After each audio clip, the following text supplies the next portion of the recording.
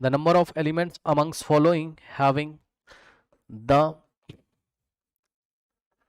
number of elements among following among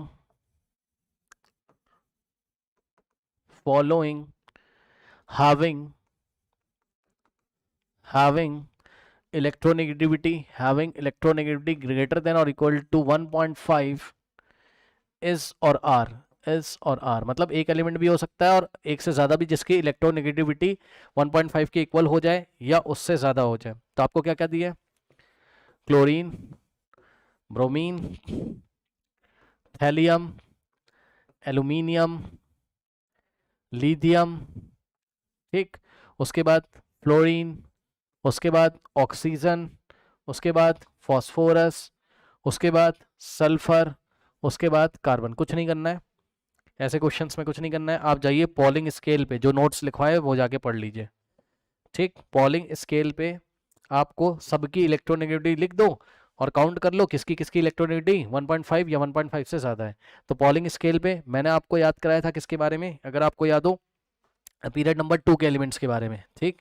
कौन कौन सा था आपका? लिथियम, ठीक है, फिर बेरिलियम, फिर बोरॉन, फिर ऑक्सीजन, फिर नाइट्रोजन आपका, ठीक, फिर ऑक्सीजन आपका, फिर फ्लोरीन। और पूरी पीरियोडिक टेबल में सबसे ज्यादा इलेक्ट्रोनेगेटिव कौन है आपका? फ्लोरीन, सही है ना। तो यानी कि 4.0। फिर मैंने आपको बोला था यहाँ से यहाँ जब आप मूव करोगे 0.5 माइनस करते जाओगे, याद है? 0.5 माइनस करो 3.5 पे पहुंच जाओगे, 0.5 माइनस करो 3.0 पहुंच जाओगे, 0.5 माइनस करो 2.5 पे पहुंचोगे, 2.5 माइनस 0.5 2.0 पे पहुंचोगे, और 0.5 माइनस करोगे तो बेरिलियम पे पहुंच जाओगे। याद होगा? इसको थोड़ा सा ऊपर कर लेते हैं, ठीक। उसके बाद 0.5 माइनस करोगे लिथियम, और लिथियम का कल आपको बताया भी था 1.0 होता है, हो सके तो याद ही कर लो, ठीक। ये कहानी हो गई, ठीक है ना। चलो अब कुछ नहीं करना है, और आपको क्या करना है, एल्युमिनियम का और थैलियम का कहाँ से मिलेगा? आपको मिलेगा कहाँ से? ग्रुप नंबर 13 से। तो यही तो ग्रुप नंबर 13 के एलिमेंट है, ठीक है। तो बैंगन, आलू, गाजर, इन थैली, ठीक। तो बोरॉन का हो गया 2.0, तो 0.5 माइनस करोगे तो एल्युमिनियम कितना आ जाएगा? 1.5। फिर क्या करोगे? 0.1 ऐड करोगे तो गैलियम 1.6, और इंडियम 1.7, और थैलियम कितना हो गया आपका? 1.8।